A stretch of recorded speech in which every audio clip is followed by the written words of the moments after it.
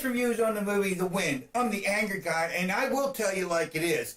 I was in the living room watching TV and uploading a review. At the same time, I remembered that I spotted a movie last night, The Wind, that looked interesting. Since my laptop was already in the living room, I figured I could watch the film, The Wind, and type a few notes at the same time.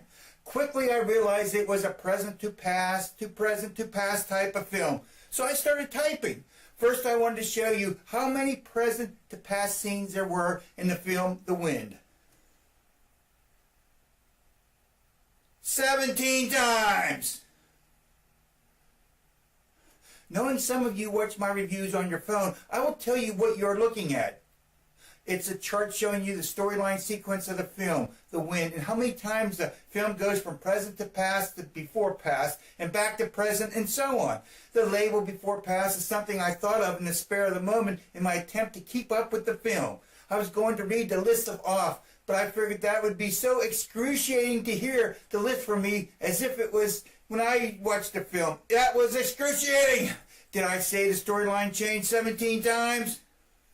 The only reason someone would say, this is a good movie, is if the film was sent to them personally for a review, or a person that was involved with the film's production sent them a film. Maybe an actor from the film asked them to do a review, or maybe they met someone in person that was involved with the film. Of course the film would receive a good rating. Come on, you know that's true. I call that a kiss-ass rating. Of course the reviewer is going to give it a good rating. It's just human nature. Or a reviewer looked at Ebert's rating or maybe Rotten Tomatoes review and don't have the balls to disagree with them.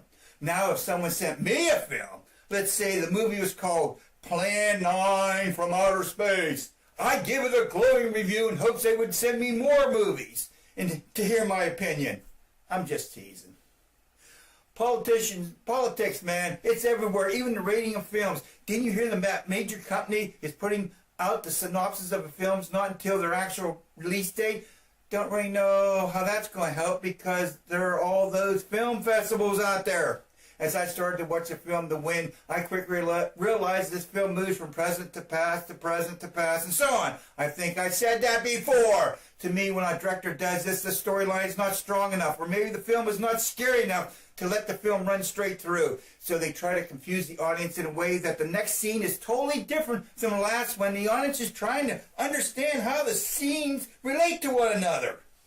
I don't like that. I never did. I usually give up on films like that. This time I did, and I figured I would write each past and present scene down, believe it or not, and put them in sequence of order and explain the film that way. Here is some what I typed.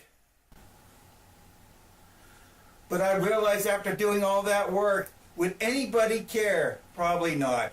What the audience would see on my review would be nothing relatable to the film. I love movies. I enjoy creating movie reviews. I do not show you all the presents and past because I do not like to give out spoilers on any film unless the film is complete trash. In the film The Wind, the photography was excellent. I give it a B+. The acting was A+. The period clothing looked authentic. A+. The cabin inside and out looked genuine. A+. If the storyline would have been in sequential order and I didn't have to write a thesis on it so I wouldn't miss anything, I give it a sequential The Wind film a solid C+. No doubt about it. Maybe even a little bit higher. I have to admit it was original and believable, but not counting the disarray, I would give this film a B class for being a scary movie.